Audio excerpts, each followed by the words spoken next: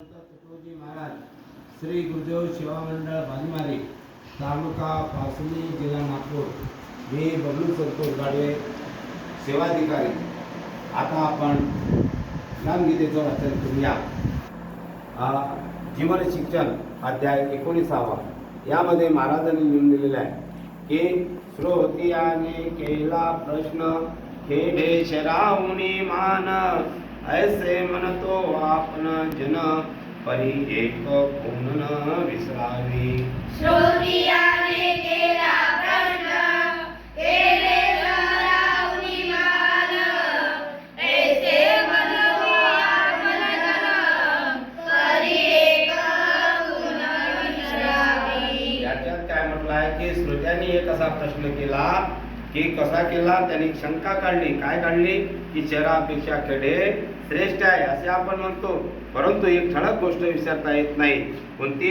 पुढे म्हणतात शहरात आहे उच्च शिक्षण ते खेड्यात पावेल कोण, कोणी आला तरी शिकवण तरी येथे होतो गावंढळ। शहरात आहे उच्च शिक्षण ते खेड्यात पावेल कोण, कोणी आला तरी शिकवण तरी येथे होतो गावंढळ। त्यांनी शंका कशी निर्माण केली की शहरामध्ये उच्च शिक्षण आहे, मग आपण ते उच्च शिक्षण खेड्यात आपल्याला प्राप्त होऊ शकेल का? जर कोणी शहरातून शिकून सोडून खेड्यात आला तर तो या खेड्याच्या सहवासात तो स्वतःच मूर्ख बनेल, अशा प्रकारे शंका निर्माण झाली आहे। मग पुढे महाराज म्हणतात नगरा माझी नागरीजी होईजे यासाठी शहराची विद्यार्था पाहिजे, खेड्या माझी नांगरची वाहिजे ऐसे होते। नगरा माझी नांगरची होईजे यासाठी शहराची विद्यार्था पाहिजे, खेड्या माझी नांगरची वाहिजे ऐसे होते। मग इथे महाराज म्हणतात शहराचा रहिवासी सुसंस्कृत बनतो, म्हणून विद्या शिकणाऱ्यांना शहरातच राहिले पाहिजे। खेड्यात राहून पक्का नागर वाहणारा नांगऱ्या होतो असं याच्यात म्हणजे असं समज आहे लोकांचा।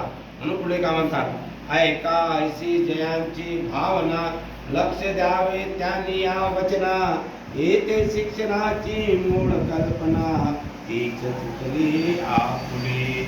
ऐका ऐसी जयांची भावना लक्ष द्यावे त्यांनी या वचना, येते शिक्षणाची मूळ कल्पना तीच सुचली आपुली। महाराज सुरते हो यासारखी ज्यांची समजूत असेल त्यांनी मी म्हणतो कडे इकडे लक्ष द्या, या लोकांची शिक्षणाची कल्पना मुळातच चुकीची आहे असं राष्ट्रसंत तुकोजी महाराज म्हणतात।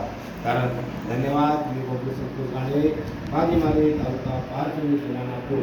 अशा प्रकारे आपण नेहमी वाचन करत असायला पाहिजे।